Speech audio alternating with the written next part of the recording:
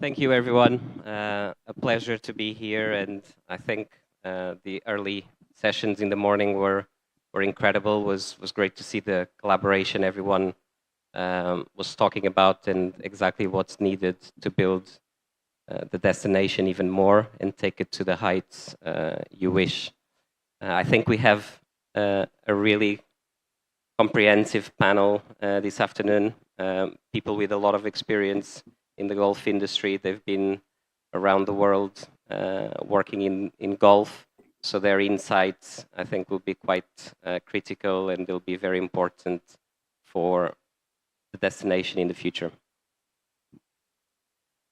Just listening to this morning, there was a few standouts, and I think one of the key messages that we've heard was collaboration.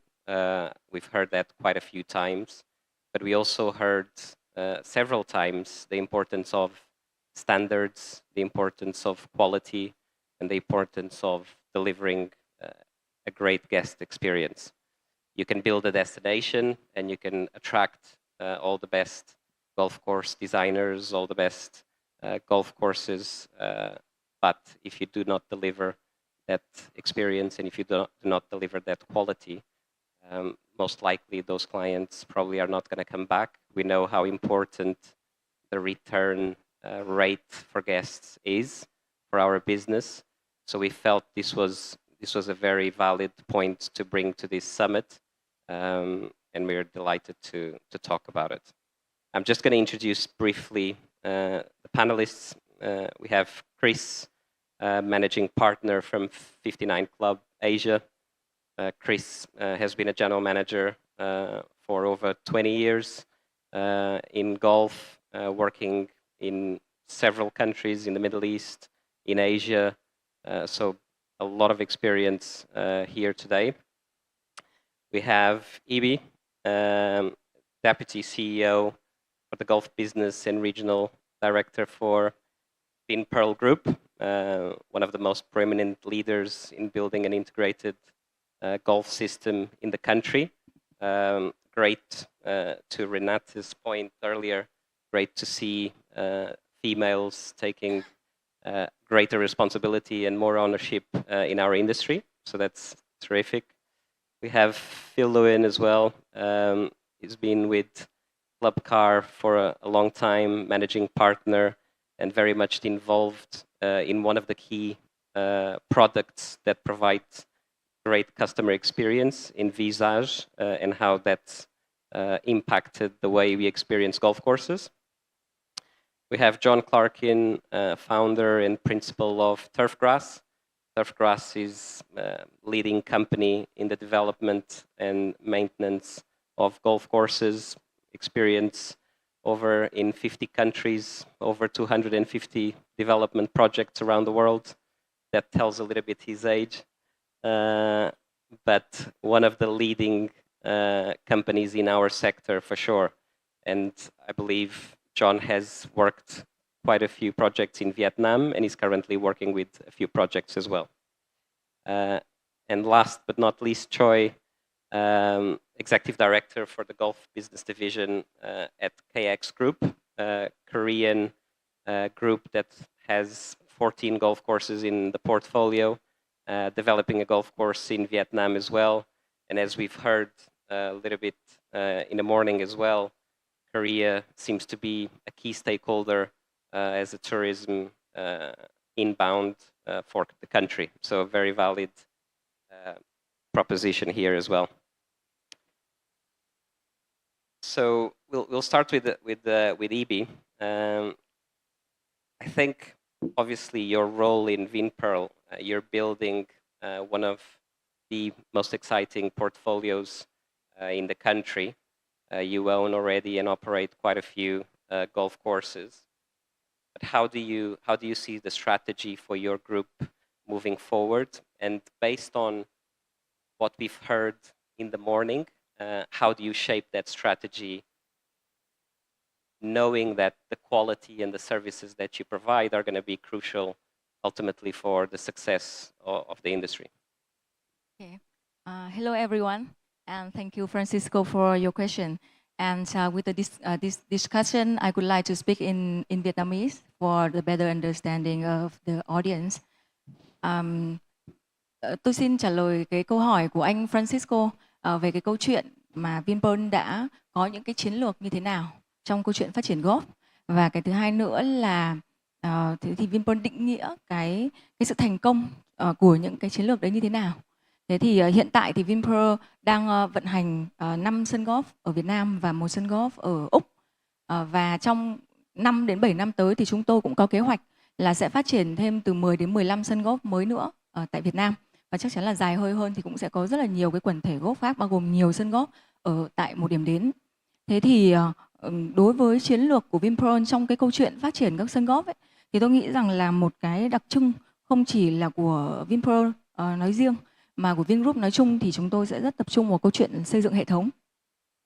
Bởi vì là tôi nghĩ rằng ấy, cái câu chuyện chúng ta vận hành một cái mô hình kinh doanh đơn lẻ thì nó không hề dễ. Nhưng khi chúng ta vận hành nhiều mô hình kinh doanh theo dạng mô hình chuỗi, hoặc chúng ta có nhiều cái cơ sở, thì cái câu chuyện đấy nó sẽ còn khó hơn rất nhiều lần. Làm sao chúng ta có thể quản trị được, chúng ta quản lý được cái chất lượng, làm sao chúng ta có thể đảm bảo được rằng là khách hàng họ sẽ được trải nghiệm những cái trải nghiệm giống y như nhau ở những địa điểm khác nhau. Thế thì đối với chiến lược của Vinpearl Golf cũng như là Vinpearl thì chúng tôi luôn luôn quan tâm đến câu chuyện xây dựng hệ thống. Và tôi nghĩ rằng cái câu chuyện hệ thống nó sẽ là cái trường tồn. Nó sẽ là những thứ còn tồn tại kể cả khi những cái con người đó không còn tồn tại ở đấy nữa. Hay là kể cả là khi một khách hàng người ta không còn đến nữa và một khách hàng mới họ đến, thì cái hệ thống đấy nó vẫn là những cái mà hỗ trợ để cho chúng ta cung cấp được một cái dịch vụ ổn định cho khách hàng.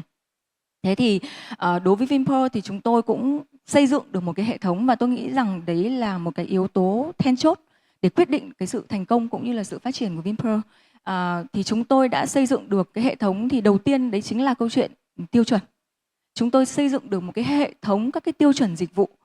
Nói một cách đơn giản, tiêu chuẩn dịch vụ chính là những cái mà chúng tôi mong muốn khách hàng sẽ nhận được khi đến với cái cơ sở của chúng tôi. Và chúng tôi đưa cụ thể hóa nó thành những cái kết quả hết sức là cụ thể. Ví dụ như là khi khách hàng gọi điện đến thì phải trả lời trong vòng bao nhiêu tiếng chuông, hay là khi mình nhìn thấy khách hàng thì mình nên tiếp cận họ trong khoảng cách bao nhiêu. Những cái hết sức là cụ thể để cho nhân viên có thể thực sự là hiểu là cái kết quả công việc họ cần mang đến cho khách hàng là gì. Và cái việc thứ hai nữa, một cái hệ thống nữa mà chúng tôi xây dựng được đấy chính là câu chuyện hệ thống kiểm soát chất lượng. Thế thì mình đã có một cái bộ tiêu chuẩn rồi, thì mình xây dựng làm sao mình có những cái quy trình, những cái hướng dẫn thực hiện như công việc như thế nào để cho nhân viên có thể hiểu được là chúng tôi có cái kết quả mong đợi rồi thì chúng tôi sẽ làm nó như thế nào, và cái hệ thống kiểm soát những cái kết quả đó là gì. Thì chúng tôi có một cái hệ thống kiểm soát chất lượng để đi kiểm tra về cái tiêu chuẩn dịch vụ và về cái cách thức các nhân viên thực hiện tiêu chuẩn dịch vụ. Thì bằng cái cách đó thì cái chất lượng nó sẽ đồng đều ở tất cả các cơ sở, dù là chúng ta ở những cái vùng miền khác nhau hay là ở những quốc gia khác nhau. Thì thực sự là chúng tôi cũng đang quản lý và vận hành và sở hữu sân golf Cape Wickham, thì đang là sân golf số 1 của Úc và là sân số 12 thế giới, trong top 100 sân golf tốt nhất thế giới. Thì chúng tôi cũng áp dụng những cái tiêu chuẩn và những cái hệ thống quản trị của Vinpearl, là một hệ thống rất là Việt Nam, nhưng thực sự là nó cũng đã thành công ở Úc. Và bên cạnh cái câu chuyện là mang cái bản sắc, mang cái văn hóa quản trị của Việt Nam, thì chúng tôi cũng sẽ biến đổi nó để nó hài hòa hơn với cái văn hóa của bản địa và của vùng miền. Thì tôi nghĩ rằng đấy là cái câu chuyện then chốt mà giúp cho Vinpearl đã thành công trong việc xây dựng và phát triển và vận hành các sân golf, và sắp tới thì sẽ còn làm nhiều sân golf hơn nữa. Thế thì và cái câu chuyện tương lai như thế nào thì tôi nghĩ rằng là tương lai của Vinpearl Golf thì chúng tôi vẫn đi theo cái hướng là phát triển hệ thống. Và ở chúng tôi thì chúng tôi luôn luôn tâm niệm rằng ấy là hệ thống sẽ trường tồn, và con người thì có thể thay đổi nhưng mà hệ thống thì sẽ trường tồn, và chúng tôi luôn luôn tập trung cái câu chuyện nguồn lực vào việc xây dựng hệ thống. Đấy, thế thì đấy là hai cái điểm mà tôi nghĩ rằng nó là cái yếu tố giúp cho Vinpearl thành công và định nghĩa của chúng tôi về việc thành công xây dựng các cái hệ thống sân golf. Thank you, Hebe. It was very insightful, and certainly it looks like you're already doing a lot to improve those standards. Being part of such a impressive group with so many different business pillars, I'm sure you're able to bring that experience from other sectors into golf, which is fantastic. Chris, 59 Club has really established itself in the last few years or last decade, let's say, as one of the key stakeholders in measuring those experiences and giving tools to clubs to allow them to see from a very objective way where they stand. Can you tell us a little bit more about 59 Club and how you help clubs or regions elevate their experience? Well, I heard a wise person say this morning that alignment is key. And one thing that we do is we measure the unmeasurable. So all of us that work in the industry, at the end of a month or the end of a quarter, we receive our financials and we understand where we're positioned, how we're performing. Are we above our budget number? Are we below it? But how does one measure experience, and how does one measure the experience that a guest feels? So Rick's experience that he eloquently described yesterday, how would that actually be measured, and how would that compare to other experiences either in Vietnam or internationally? And that's what we do. We've got a very strong framework that measures service and measures where a golf resort or a hotel's strengths are, where the weaknesses are, and helps golf course owners, asset managers and management companies understand, do we deliver the experience that we are setting out to deliver? Is the interaction on the ground between our company and our guests matching up to the strategy that we create in the boardroom from an owner's perspective? And that's what we do. So we measure every aspect of an experience, from booking phone call, pre-arrival communication, the actual on-site experience, things like the pro shop and the retail knowledge, the golf course presentation, the service received on the golf course, food and beverage. So we measure all of those aspects. And we work with around 1,000 clubs around the world. So we actually conduct just over 50,000 visits every year at golf clubs around the globe. And some venues are venues like TPC Sawgrass, like Gleneagles, like Adair Manor.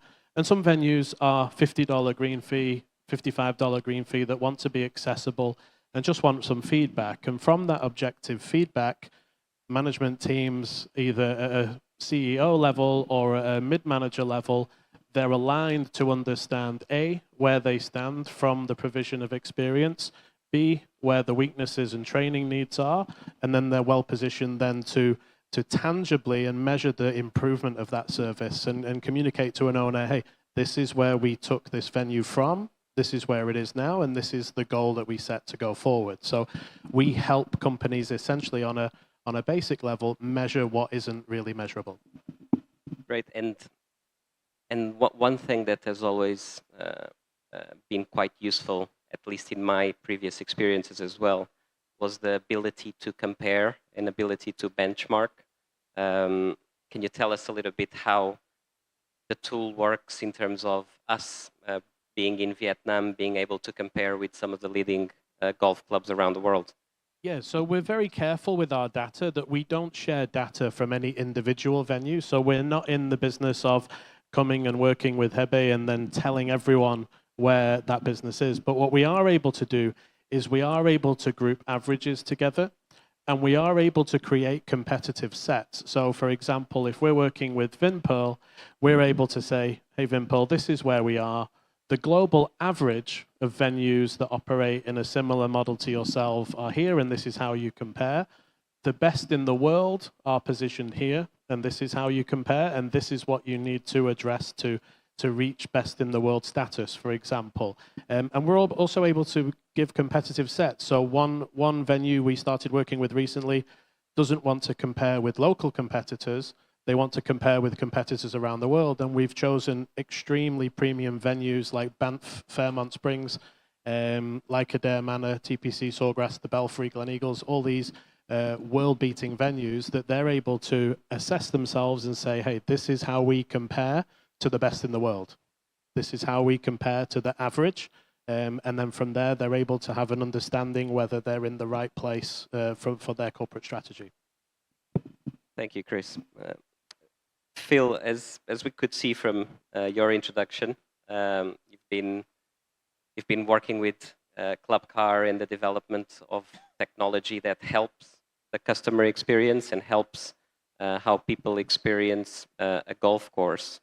Can you tell us a little bit how you saw that impact and how you saw golf change since the launch of systems such as Visage? Sure. I'm going to choose English. It's my chosen language this afternoon. So Clubcar, for those of you who don't know, provide electric vehicles for golf resorts and hotels around the world.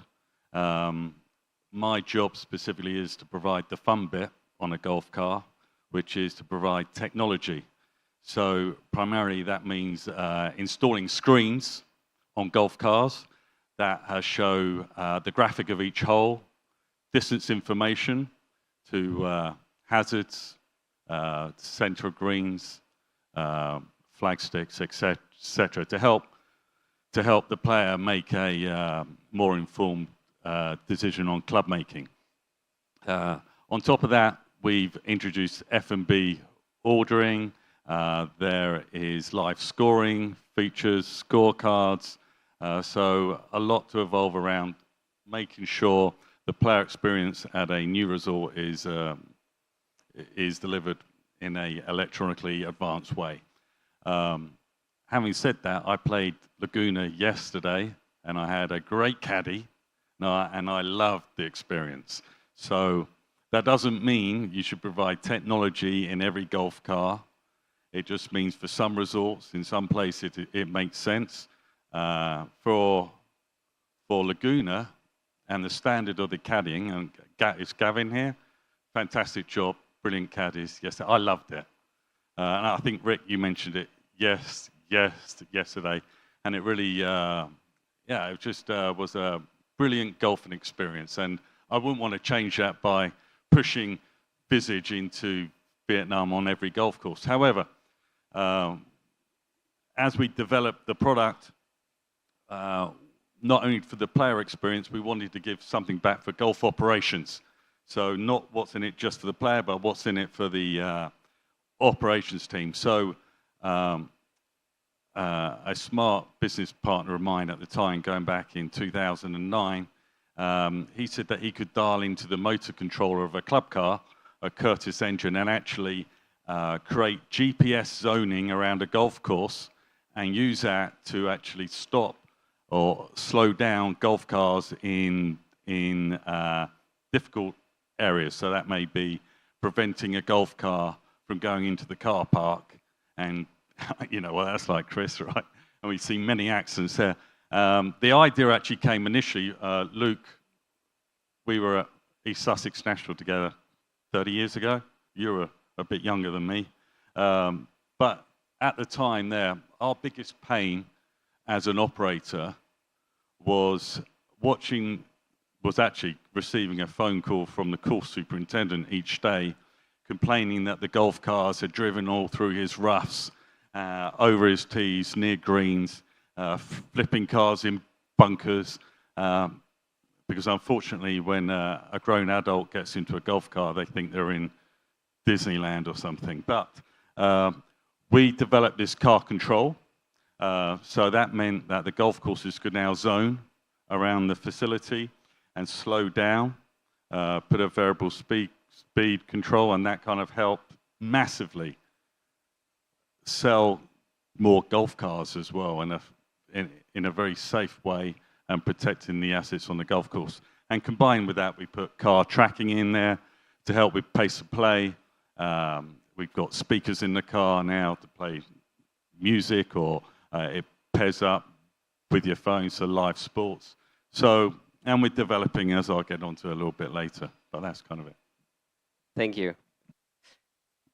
John, as mentioned before, you've worked around the world, over 250 projects, some of the most iconic projects around the world, and yet every time I go with you to a project, and we work quite closely together as well, sometimes it's very often that we see developers, owners, investors, that when they are developing a golf club, they're not looking at what's the golf experience they want to provide, what's the level of experience they want their guests or members to have.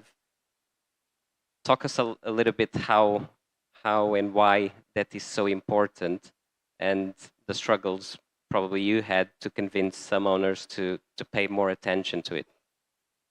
I'm gonna try and say is it Xin Chao?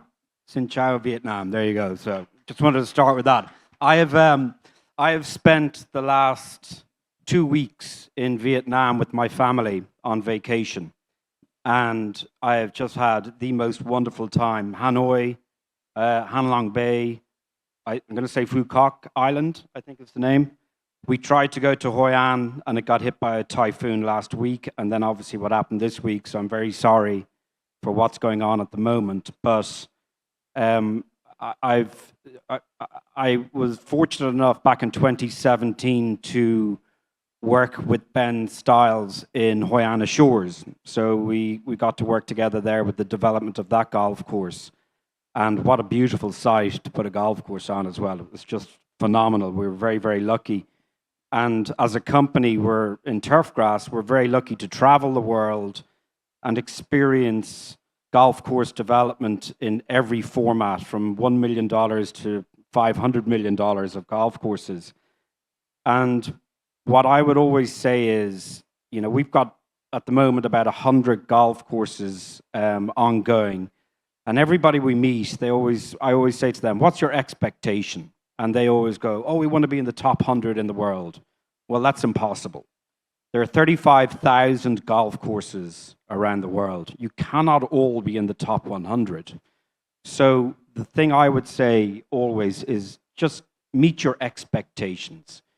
If you don't have the money to build a 5-star golf course, build a good 3-star golf course. You know where your price point is going to be. Know what your target market, who they're going to be as well. Look at golf, not just, for me, you've got to think nearly 102 million people in Vietnam, and you've got 50% under the age of 35. For me, it's not just about building the best Rolls Royce of a golf course out there, Francisco. It's about looking at making it more inclusive, I believe, for everybody. And that can be just a simple driving range. And what we are noticing around the world is that we're getting into a time factor with young people where they just don't want to spend 4 or 5 hours in a golf course. They want to go and hit golf balls, and they want to put it up on Instagram or whatever it's going to be on. And the question was asked to 35 years and below, what do they want to see in a golf course? And the answer is Wi-Fi. And nobody has ever put Wi-Fi in a golf course. Put Wi-Fi in a golf course and you'll get younger people playing golf. It's as simple as that. But the main thing is manage the expectation. If you're going to build a Rolls Royce, you've got to maintain a Rolls Royce. Don't build a golf course that you cannot maintain in the future, because then you'll have a reputational damage that you will never get back again. No, that's really interesting, John, and we speak about this a lot of times. We go to projects, people have high expectations, everyone wants to have the best. And as we talk about what potential ratings we have in golf, currently it's all very subjective. It's is it the designer, is it the architect, is it my just personal experience and what I perceive as being the best?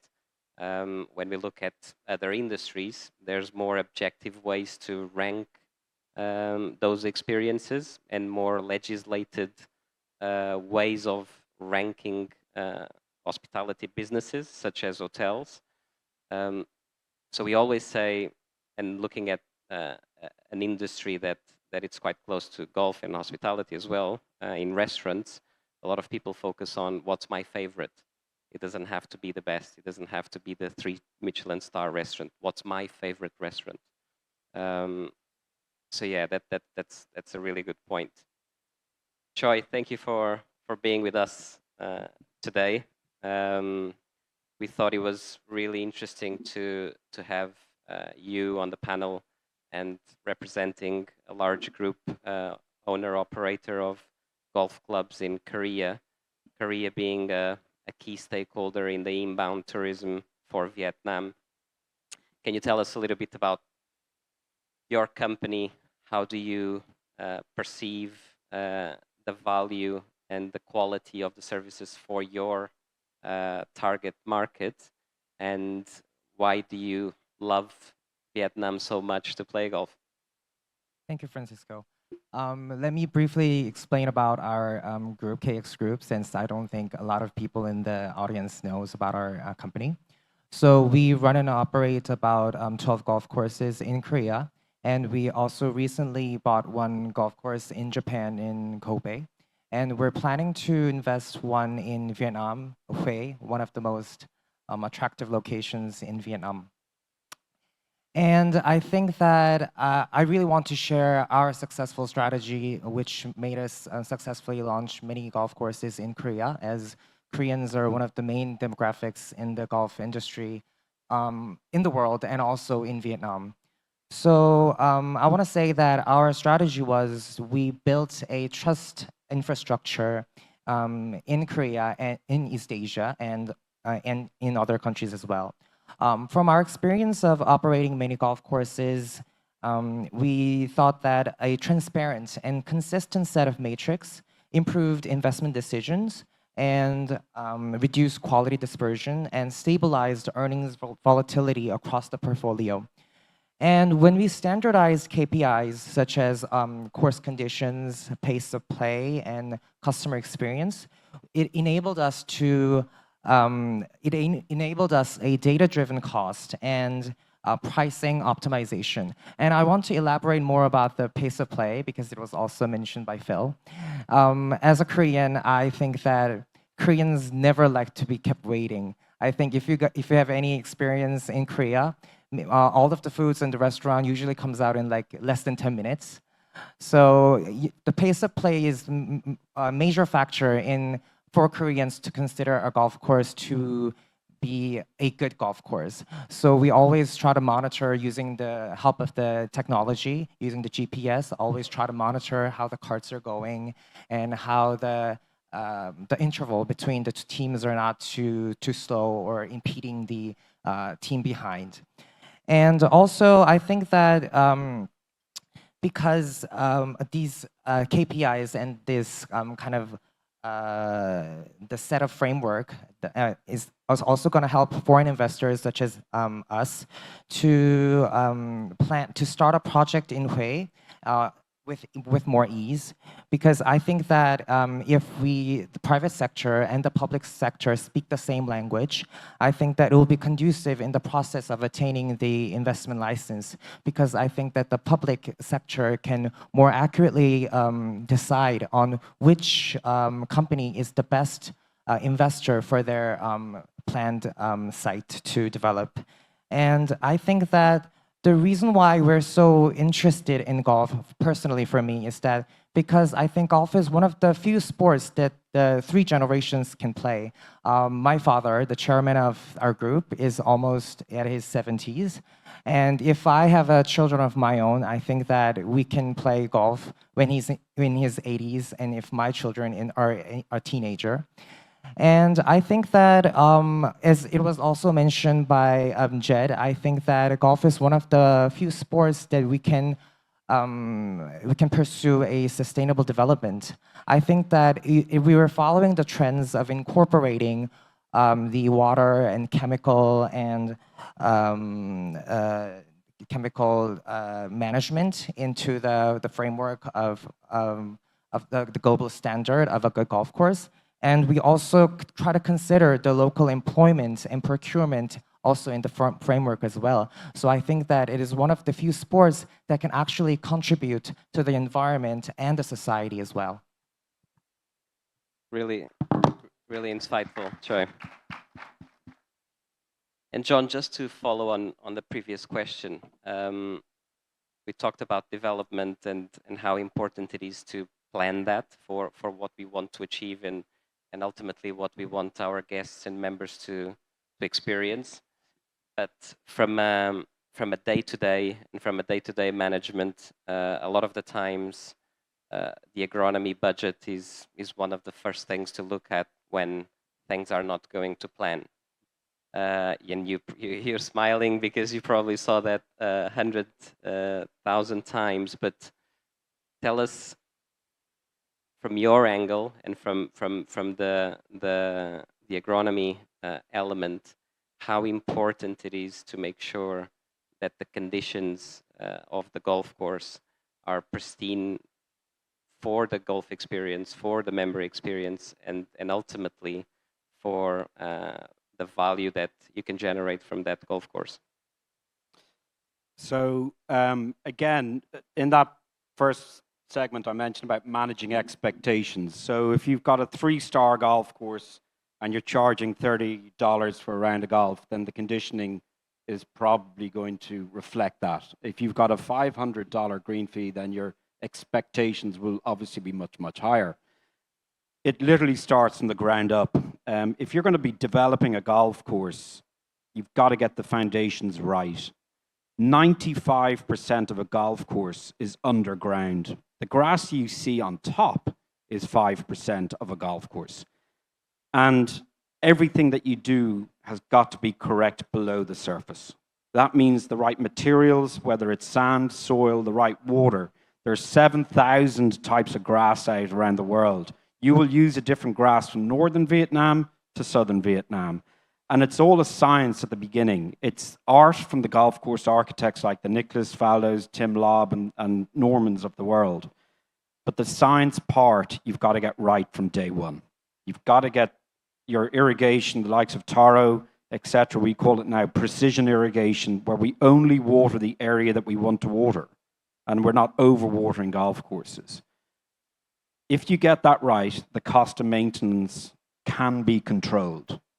If you let that get out of hand, you're going to start spending an awful lot of money to try and get it back. So get it right from day one. Thank you, John. Hebe, we spoke about your portfolio and how impressive it is and the plans you have for the future.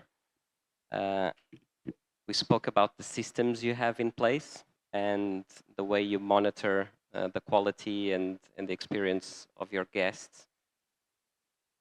Looking at what the panel is saying and what we heard earlier in the morning on how the new generations are experiencing golf and sports and anything leisure related in a different way. For a group like yours, where you're invested in so many different sectors, from automotive to construction to owning golf courses and hotels and hospitality, how do you focus your time and investment into creating or trying to find out what's going to separate you from the competition, and as a destination from a Vietnam perspective, where do you think those investments should be put on? Tôi nghĩ rằng là như cái phần chia sẻ của tôi ở cái câu hỏi đầu tiên của anh Francisco ấy, thì tiếp theo nó cũng, tôi nghĩ là nó cũng sẽ là một cái mạch nó khá là liên kết với nhau. Bởi vì là thực tế thì cái mảng dịch vụ của Vinpearl hay Vingroup ấy thì cũng đang chiếm một cái tỷ trọng khá là lớn, và đúng là chúng tôi cũng đang đầu tư rất là nhiều công sức cũng như là chi phí vào trong cái câu chuyện là mang đến những cái trải nghiệm cho khách hàng. Và chúng tôi có một cái chương trình mà chúng tôi luôn luôn năm nào chúng tôi cũng làm, đấy là cái chương trình là trải nghiệm khách hàng xuất sắc. Thế thì chúng tôi cũng sẽ đưa ra hai cái chương trình lớn. Cái chương trình thứ nhất là mình làm sao để mình nâng cấp những cái trải nghiệm hiện tại của khách, để cho họ cảm thấy rằng vẫn là những cái dịch vụ đó, vẫn là những con người đó, nhưng khi họ đến họ trải nghiệm ấy, thì họ thấy rằng là nó cao cấp hơn, nó mới lạ hơn. Và cái nhóm thứ hai đấy là chúng tôi làm ra những cái sản phẩm mới. Thì mỗi một năm, mỗi một giai đoạn chúng tôi cũng sẽ đưa ra những cái sản phẩm mới, để mà khi khách hàng họ quay lại thì họ thấy rằng là họ có những cái trải nghiệm hoàn toàn mới và họ sẽ wow. Đó là những cái mà lần trước hay là năm trước hay là tháng trước họ đến họ chưa từng được trải qua. Thế thì đối với cả cái câu chuyện mà dịch vụ khách hàng xuất sắc ấy, thì tôi nghĩ rằng là đấy là những cái mà các doanh nghiệp luôn luôn muốn làm. Nhưng thực tế là khách hàng có thích hay không thì nó lại là một cái câu chuyện rất khác. Bởi vì nhiều khi thì mình nghĩ rằng ấy là mình đang làm rất tốt và mình rất thích. Nhưng cái câu chuyện giữa mình thích và khách hàng thích ấy thì nó đôi khi nó lại là hai cái câu chuyện hoàn toàn khác nhau. Và tôi nghĩ rằng cái câu chuyện chúng ta mang đến cái dịch vụ khách hàng xuất sắc cho khách hàng, và một số đơn vị đã không làm thành công bởi vì chúng ta những cái mình thích không phải là những cái khách hàng thích. Thế thì một cái câu hỏi lớn đặt ra là làm thế nào để biết khách hàng thích cái gì? Thế thì chúng tôi cũng đã có những cái platform, có những cái nền tảng để mà thu thập tất cả những cái ý kiến của khách hàng một cách rất là thường xuyên. Và từ những cái ý kiến của khách hàng đó trên nhiều cái phương diện khác nhau, dựa trên những cái tiêu chuẩn dịch vụ của chúng tôi thì chúng tôi bắt đầu có những cái sự điều chỉnh dựa trên những cái phản hồi, đánh giá về tình hình thị trường, đánh giá của khách hàng về từng cái loại dịch vụ một. Ví dụ như ở trong sân golf chẳng hạn thì chúng tôi cũng sẽ có những cái hệ thống để thu thập ý kiến của khách sau khi khách chơi xong, hoặc ở bất cứ một cái nơi nào trên sân golf thì họ đều có thể quẹt một cái mã QR và họ có thể cho ý kiến về tất cả những cái dịch vụ ở sân, ví dụ như caddy này, hay là ví dụ như là đồ ăn này, phòng thay đồ, vân vân. Thế tuy nhiên thì tôi nghĩ rằng là đến thời điểm hiện tại thì không chỉ là chúng tôi, nhưng mà các cái đơn vị kinh doanh ở sân golf ở Việt Nam tôi nghĩ rằng đang gặp một cái khó khăn chung. Đấy là chúng tôi cũng chưa thực sự có một cái nền tảng nào nó thông minh, nó giúp tiết kiệm thời gian của người dùng. Bởi vì hiện tại thì chúng tôi đang phải dùng rất là nhiều hệ thống khác nhau để mà có thể ra được một cái báo cáo về trải nghiệm khách hàng, và để mình có đủ thông tin để mình quyết định rằng là mình làm một cái sản phẩm gì. Thì chúng tôi sẽ phải, ví dụ như là doanh thu thì mình sẽ lấy từ một cái platform khác, rồi ý kiến của khách hàng mình sẽ lấy từ một cái platform khác, vân vân. Thì mỗi một cái yếu tố trong câu chuyện kinh doanh thì nó lại đến từ một cái platform khác, và nó khiến mình mất rất là nhiều thời gian, và đâu đó cái quá trình ra quyết định của mình ấy nó cũng sẽ mất lâu hơn. Và chúng ta đã biết rằng là thị trường thì thay đổi liên tục, nhu cầu của khách hàng cũng sẽ thay đổi liên tục, và nhất là với cái thời đại 4.0 hay thậm chí bây giờ đến 5.0 rồi thì những cái trend thay đổi rất là nhanh, những cái xu hướng của thị trường thì thay đổi rất nhanh, và nếu như mình không nắm bắt được kịp thời các cái nhu cầu và ra quyết định nhanh thì chắc chắn là tôi nghĩ rằng là mình sẽ bị đi sau, mình sẽ bị tụt hậu, và theo đó thì cái sản phẩm của mình nó sẽ không thành công. Thì tôi nghĩ đấy là cái thực trạng là mình đầu tư rất là nhiều về thời gian và công sức, nhưng thực sự đã có cái nền tảng nào hay là một cái phương pháp nào để giúp cho chúng tôi đánh giá cái nhu cầu của khách hàng hay là những cái ý kiến phản hồi của khách hàng một cách chuẩn xác và thông minh chưa, thì tôi nghĩ đến thời điểm này thì tôi vẫn đang tìm kiếm. Thank you so much, Ibi. Chris, Ibi was talking about data and the importance of having data. That's something you have in abundance, working with over 1,000 golf clubs around the world. When you look at that data and when you look at identifying clusters of where things are going well, where things could be improving, when you look at from a macro perspective in Asia and Vietnam in particular, what is the data telling you about the guest experience when compared with other regions around the world? Well, I mean, first of all, kudos to Hebe for getting some really strong data and using it and acting on it.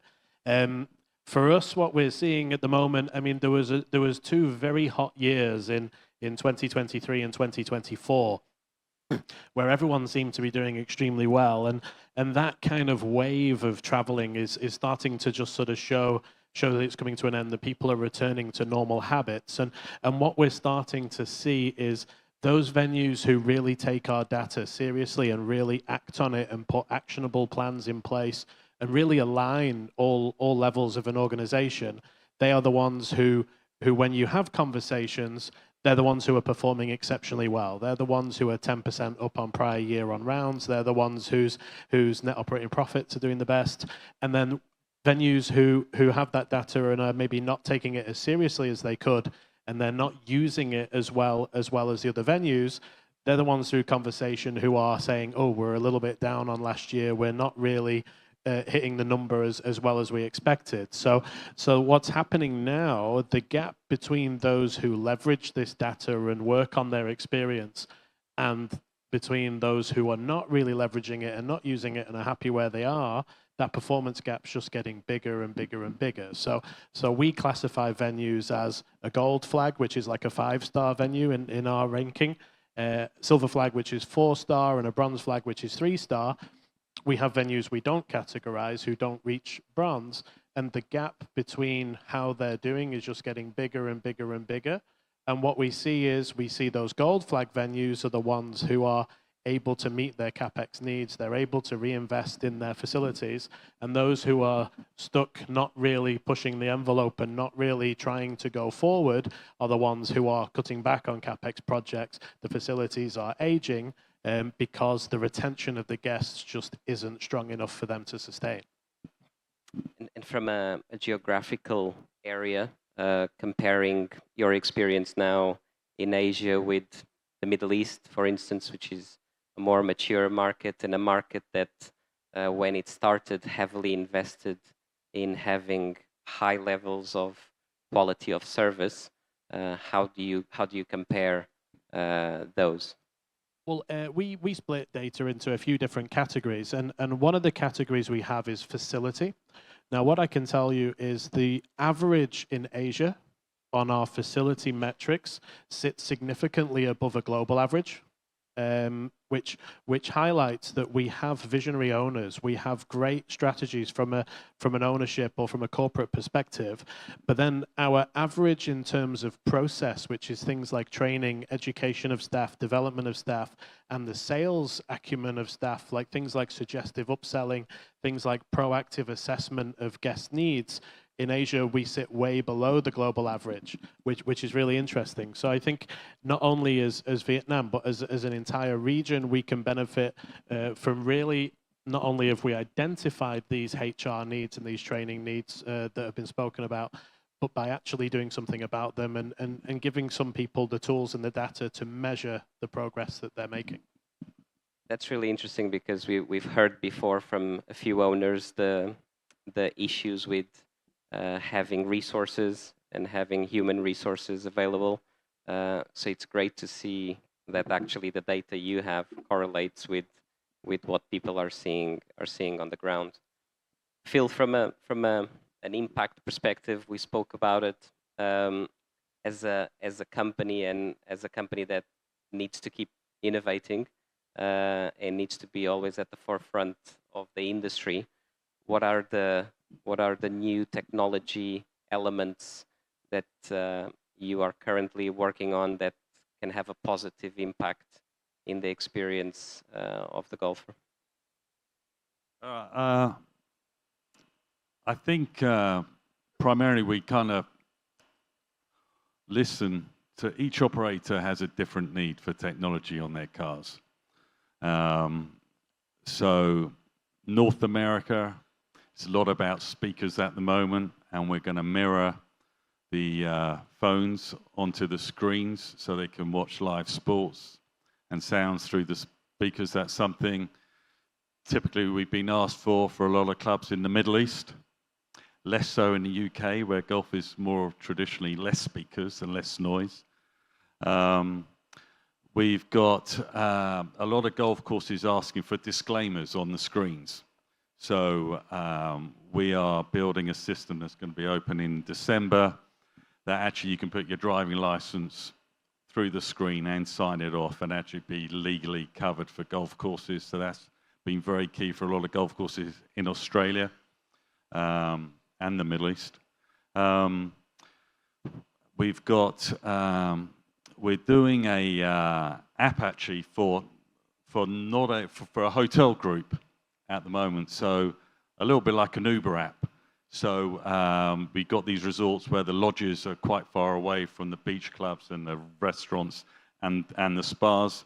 So they now can go onto the hotel app, request a driver. The driver will come along in one of the 6-seater Villager cars, but the app will tell them how long that ride is going to take, as in it's be 3 minutes rather than 30 minutes, and how long to the destination. the app will ping the driver, and it's just more efficient use of the cars and the drivers. So we're doing a lot with that kind of non-golf stuff as well, but all resort-based. We're doing an upgrade on Hamilton Island in Australia, which is a beautiful place. In fact, Gavin, you were there for a number of years, there before 20 years. So there, when you fly onto the island there, you actually, there's no cars. You rent a club car, a 4-seater, 2x2 front seating and 2 rear seating cars, and you go to your lodge or your hotel. They had an issue where driving late at night after a few beers caused a few accidents, and it became a massive issue for them. So we came with a solution for them, was not only to produce the car control and the tracking, but we also had a curfew put on so we could shut down the cars at 12 o'clock and reopen them again at 6 in the morning for them. So that really helped. That really helped. And we had RFID, which we're going to introduce. So if Luke is going to take a golf car and rent a car, he can only have access to that car. So car number 12 is Luke's car for the week. So the island can see where Luke is, where he's been driving, how he's been behaving. Right? So it just helps control that. Perfect. And Troy, we spoke about obviously the impact you're having in golf and how you're perceiving Vietnam as a potential good investment. How do you feel the Korean golfer sees Vietnam as a destination in golf? Well, in Korea, we have a population of less than 50 million people. But we have 500 golf courses in such a small land. And I think that in comparison to Japan, where they have 2,000 golf courses, and the land size is much, much bigger than Korea. So obviously, Korean people have a very higher standard when they view golf courses. So there's also Mr. Jang over here, the owner of Sky Lake Golf Course in Hanoi. And many Korean people who go there says the course is impeccable.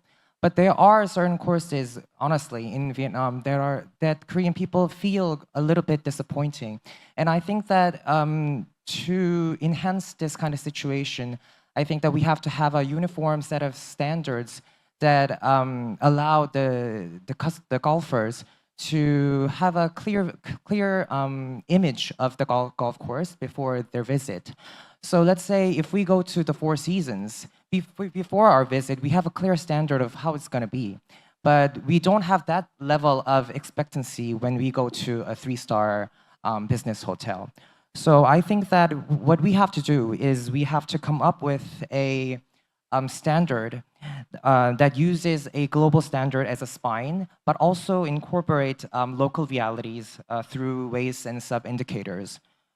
For example, regarding course quality, we can always adapt to USGA course ratings and slopes as a common language. But we also have to take into consideration the difference in the weather condition, the salinity level of the land, and the wind level as well. For example, Hue, the location that we're planning to invest, has suffered from heavy rain and flooding recently. And this kind of extreme weather affects the greens as surface wash-off, and soft and uneven green is obviously bound to happen. So I think that with this, we have to take into consideration and amend these kind of sub-indicators and reflect the local conditions and come up with a uniform standard that we can input in the Vietnam market and allow the customers to vision before their visit as well. Yeah, that's a great point, and it's something that 54 in the team are working closely with different authorities and here in country as well on how do we develop that rating system where something we talked about before early in the morning. Vietnam has a blank sheet and has the opportunity to create something that is unique for the world and export a completely new way of allocating a star or a level of recognition for the client into what a golf club is going to be from an experience perspective. John, one of the things that is always top of mind in developing golf courses and maintaining golf courses is sustainability. More and more guests are more educated around sustainability. They understand better the impacts that a golf course is going to have in the environment.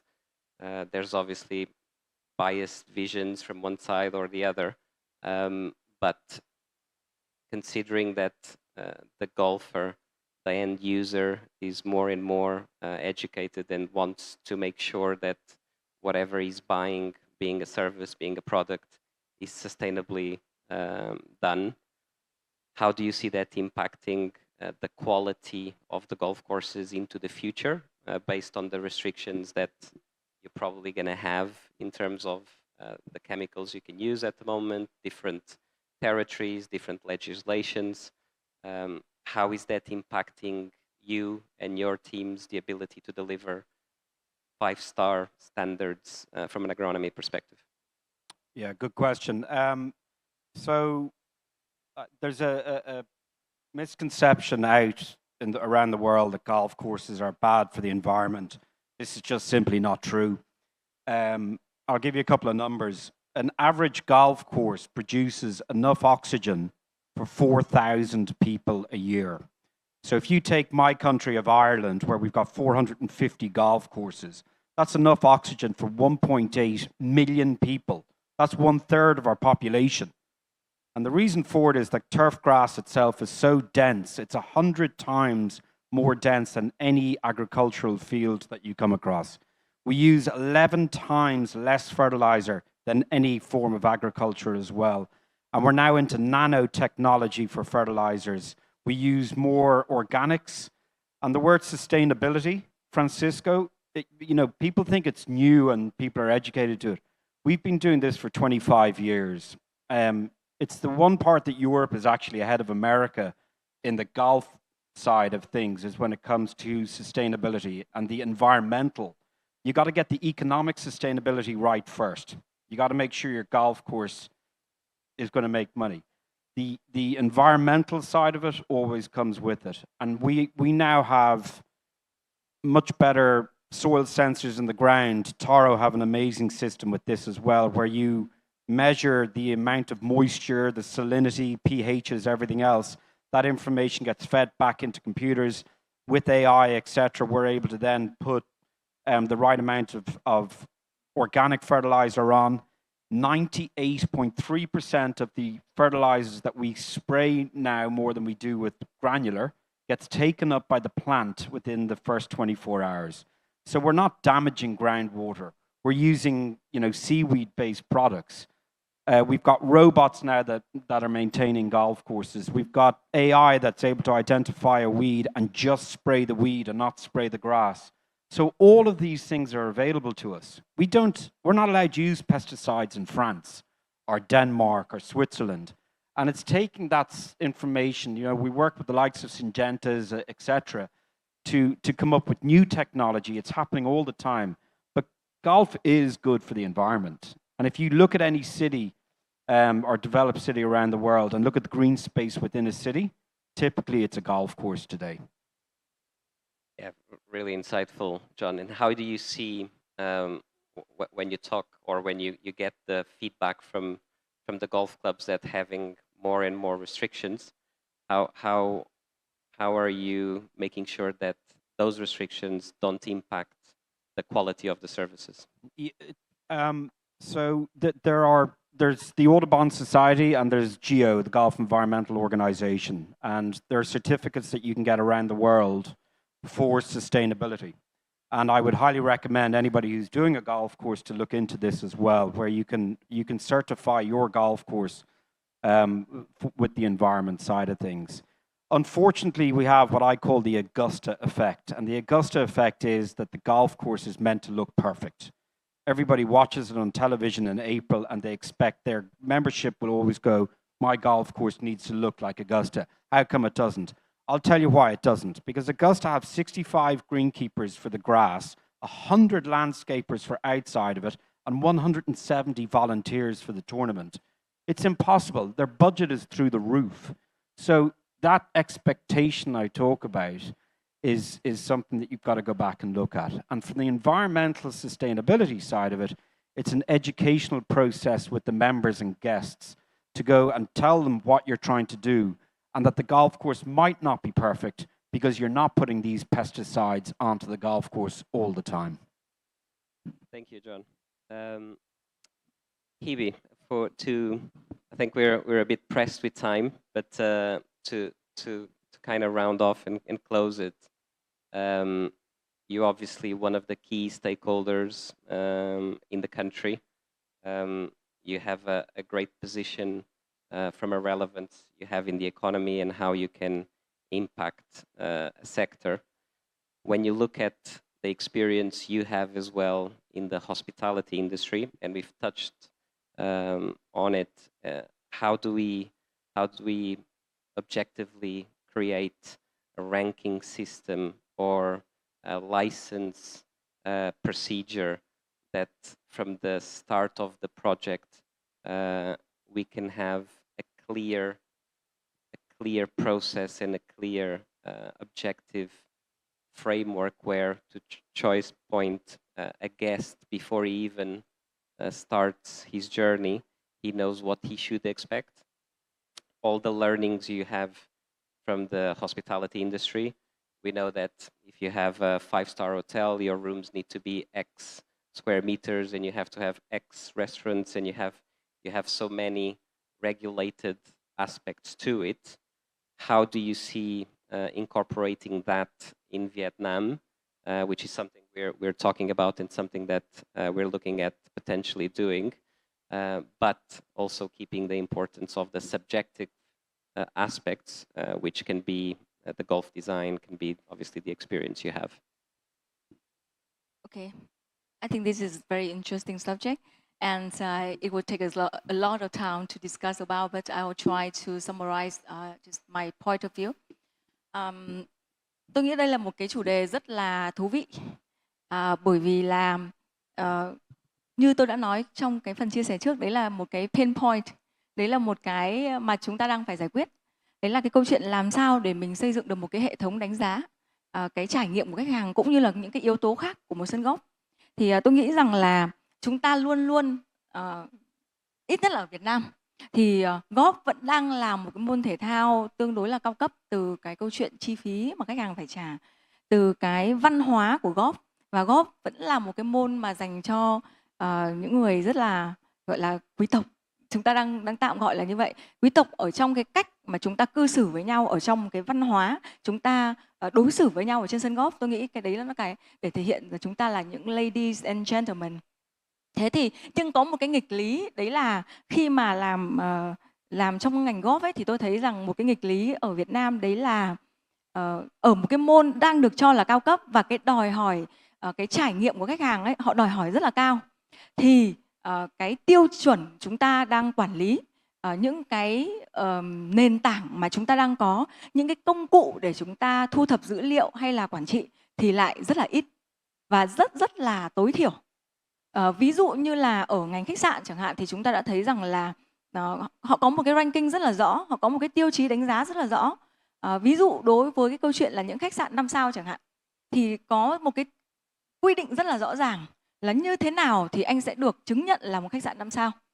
Cái quy mô của khách sạn của anh phải là bao nhiêu phòng, hay là ví dụ như là anh phải có bể bơi kích thước bao nhiêu, hay thậm chí rằng là ở trong phòng có đèn pin hay không, nó cũng nằm ở trong cái tiêu chuẩn của một khách sạn 5 sao. Và nếu như anh thiếu một trong những cái tiêu chí đấy thì anh không được coi là 5 sao, thì mời anh xuống 4 sao. Ví dụ như vậy.